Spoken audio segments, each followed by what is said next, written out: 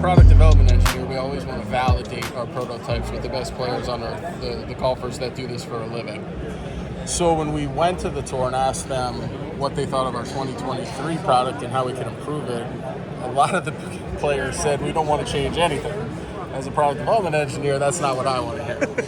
But the feedback we got from them, not all of them, was like, hey, it would be beneficial if we could get a little more spin, a little more control through the middle of the bag without adding any speed or any spin to the drive. Mm-hmm. So when we talk about spin slope, we always want to keep the driver spin low and increase the wedge spin. Mm-hmm. And what we did with this product is we changed that spin slope. What we were able to deliver is increased spin at about the middle of the bag, 5 or 6 iron through wedge, all spin a little bit more. Hand in hand with that, we were able to deliver more ball speed. Now we have to conform to the USGA rules, but we reformulated... That pesky USGA. I know. They are pesky. We reformulated the core. Just like cake has a recipe, our cores have a recipe, and we changed the ingredients in the process to make our cores. And what we were able to do is make a faster core, which will make a faster ball, which will equate to a little more distance. Now we have to make the ball conform to the USGA rules. So the Pro V1 already flies lower than the Pro V1x. Mm-hmm. So our high quality manufacturing precision, we were able to make the ball a little bit faster without making it non-conforming. The X was a different story. It flies higher, so when we made it faster, we took on a lot more risk that it would fail the USGA ODS test. So what we did to counter that is we flighted it down a little bit. We made a deeper edge angle, so the Pro V1X peak height actually is a little bit lower than 2023. Pro V1, same window.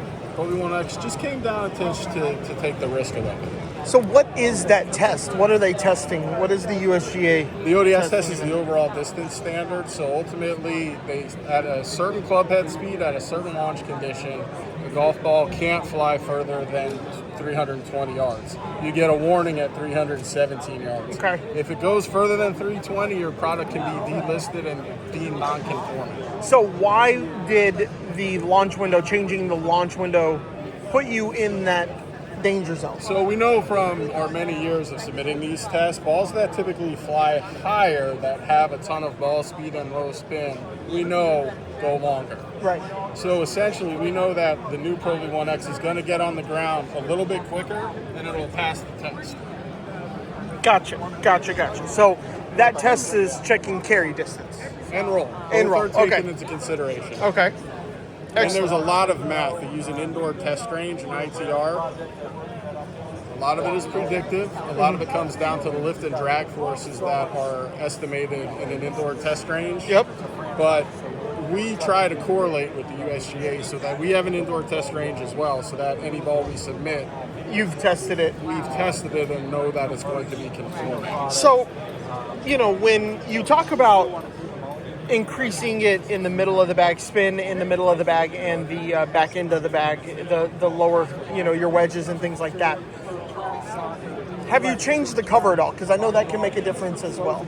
No, so the cover material remained the same from 2023, and the only difference in the cover on the X is that we changed the edge angle of the dimples. Okay.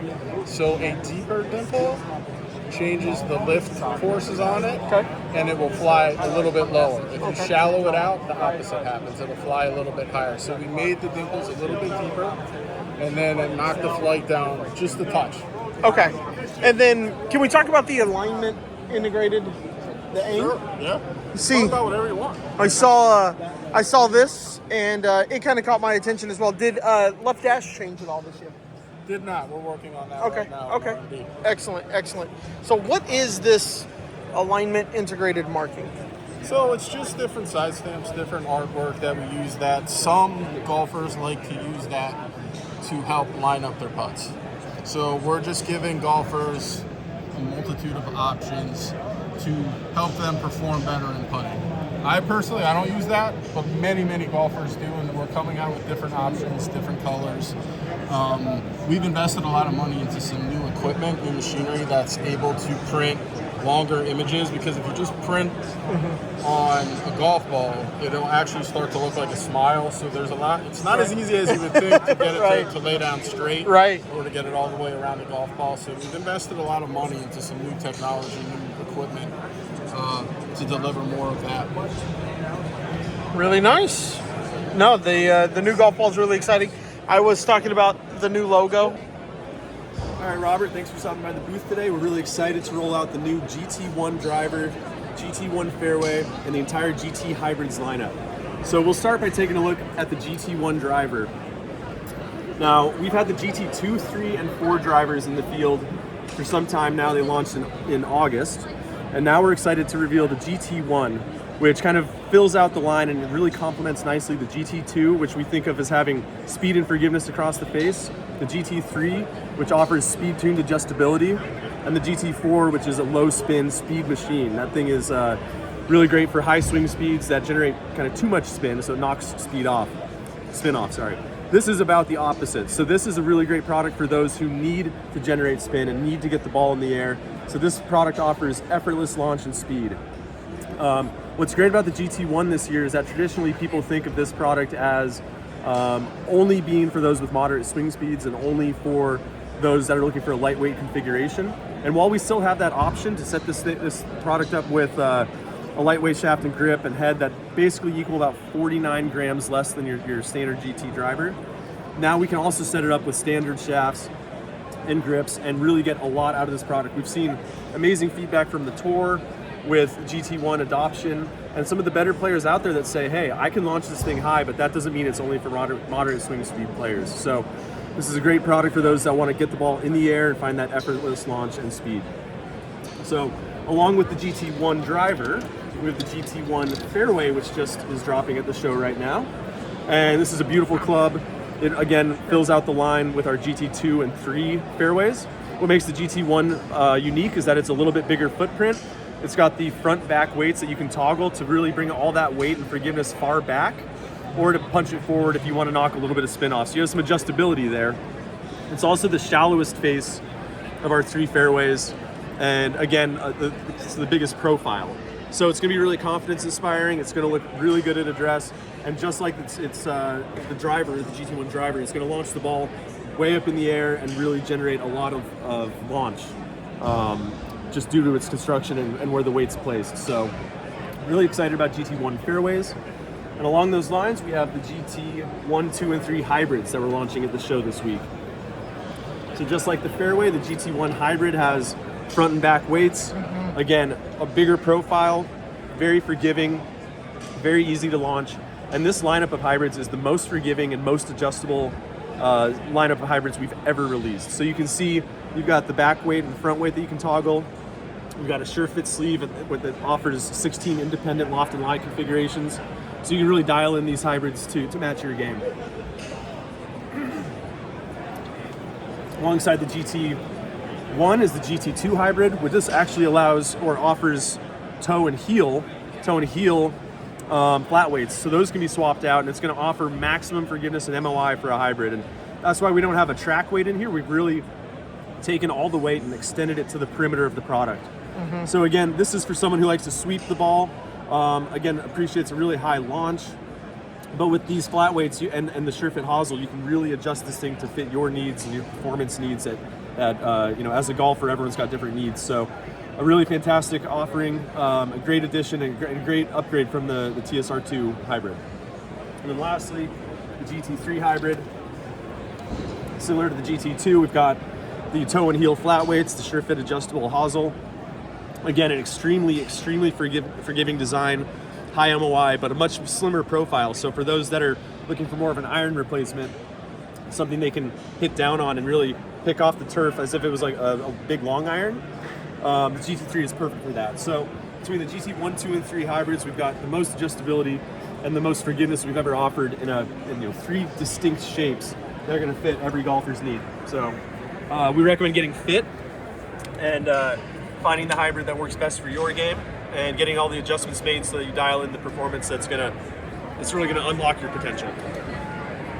Thank you so much. Mike Bradley, Senior Director of Marketing with Scotty Cameron, and we're going to take you through the 2025 new products at the PGA show here. First, I've got the new Studio Style line of putters.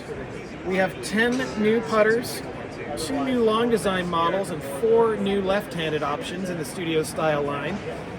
We decided to call it Studio Style because 2025 is actually the 20th anniversary of Scotty's original Studio Style line, which was a metal inserted blade line. So we've gone back to that, but totally reinvented it for the modern player.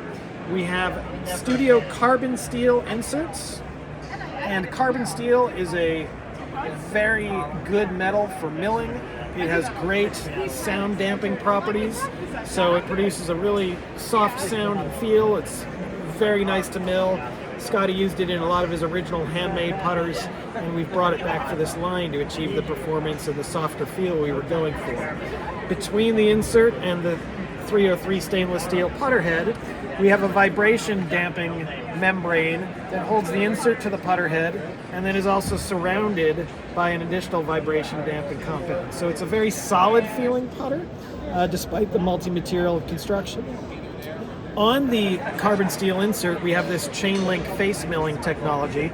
This is a milled chain link pattern that imparts some very slight friction and roll into the putter and removes about 50% of the material from the surface of that insert. And whenever we remove material from coming in contact with the golf ball, it softens that sound a bit. So just like deep milling versus smooth milling, the degree to which we mill or remove material from contact with the ball is going to tune that sound firmer or softer. So great soft feel in the new Studio Style line. However, still with that great feedback Scotty Cameron putters are known for, so you're going to have really great awareness of your distance control. The mid mallets have been totally redesigned for Studio Style. We have these new ring-weighted designs here, as we're calling them. And essentially, we're just using that term for these designs, similar to our Phantom 9 last year, where you're going to see the green through that flange. And what that does is removing that material shifts more weight to the back of the putter head and creates a more stable platform. Additionally, these new mid mallets have this high contrast alignment. You can see these alternating stainless steel, anodized aircraft aluminum and black, and stainless steel. So the black sections are aluminum. Aluminum is lighter weight than stainless. And so what that does, that gives us this back weighting effect where we have not only the perimeter weighting we talked about earlier, but then this stainless steel kind of back blade to make the putter more stable. So what players in our testing have told us is they use this in a couple different ways. Some players just tune this back blade out completely and they feel like they're just looking down at a Newport or a Newport 2. Others use the visual of almost trying to strike the ball with this leading edge. Of course, it's just a visual, but by doing that, it's allowing them to keep the putter face square longer through the impact zone. So it's a fantastic alignment and setup system built into these new mallets. They all feature, of course, the carbon steel insert. So these models actually have 3 premium metals in them. We've got the stainless steel head, carbon steel insert, and then the aircraft aluminum sole plate and midsection here. So very, very cool new designs.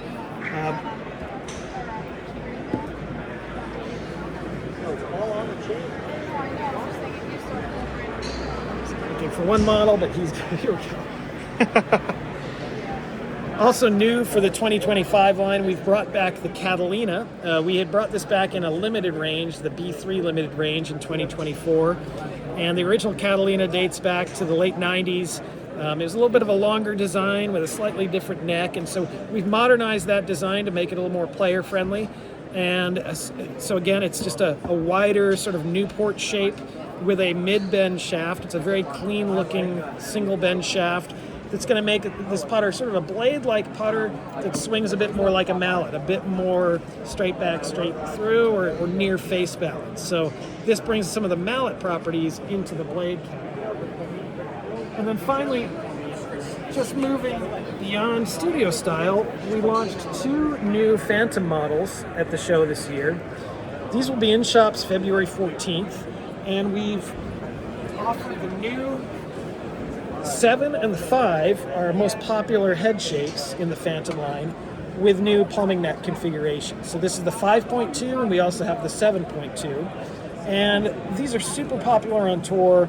A lot of players coming from a blade have gotten used to aligning with a plumbing neck. Often they'll use this section as a body alignment aid. This makes it very easy to transition from a blade into a mallet. It's just essentially for a player who likes that look of a plumbing neck and wants the benefits of a mallet design putter. So 5.2, 7.2, and we've also added 3 new left-handed models for players in Phantom, the 5, the 11, and the 11 long design. All of those will be available February 14th, and the studio style line will be available March 14th. Excellent. Well, thank you very much for your time.